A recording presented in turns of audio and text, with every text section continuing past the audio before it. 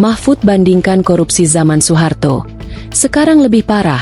Dulu 10 miliar rupiah gede banget. Pakar hukum tata negara, Mahfud MD mengatakan bahwa saat ini hampir semua lembaga negara di Indonesia terdapat kasus korupsi. Baik kasus korupsi di lembaga eksekutif, legislatif, hingga yudikatif.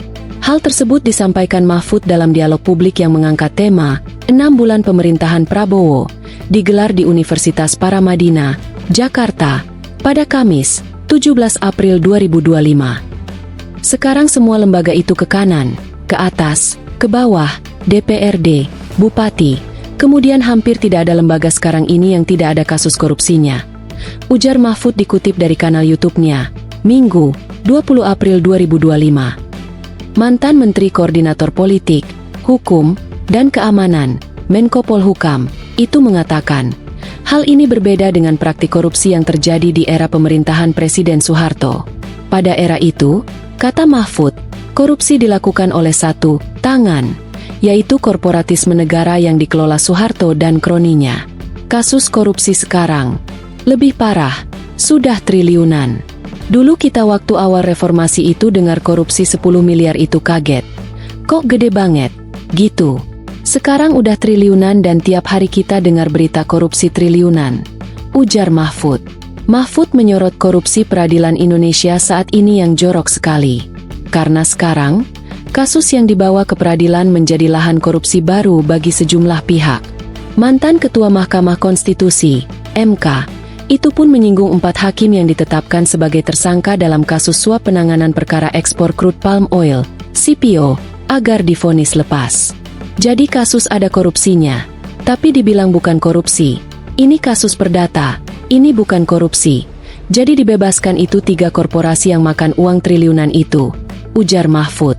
Menurutnya, kasus korupsi di pengadilan akan menjadi sangat berbahaya dan seakan menjadi jaringan. Gila, ini sangat berbahaya. Ini sangat jorok sekarang, tegas Mahfud. Mahfud pun menyorot langkah Mahkamah Agung, MA, dalam melihat kasus korupsi yang melibatkan pengadilan. Bahkan, MA seakan normatif saja dalam menanggapi kasus-kasus yang menyeret nama hakim. Selalu saja ini terjadi dan biasanya Mahkamah Agung itu normatif saja jawabannya, tegas Mahfud. Sebanyak 29 hakim telah ditetapkan sebagai tersangka kasus korupsi dalam kurun waktu 13 tahun, sejak 2011 hingga 2024. Data tersebut merupakan hasil pemantauan Indonesia Corruption Watch, ICW, yang menemukan bahwa 29 hakim tersebut diduga menerima suap untuk mengatur hasil putusan.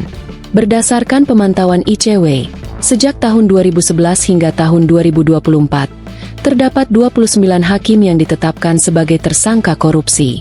Mereka diduga menerima suap untuk mengatur hasil putusan. Nilai suap mencapai Rp107.999.281.345 lewat keterangan resmi ICW, Rabu, 16 April 2025. Download Tribun X sekarang, menghadirkan lokal menjadi Indonesia.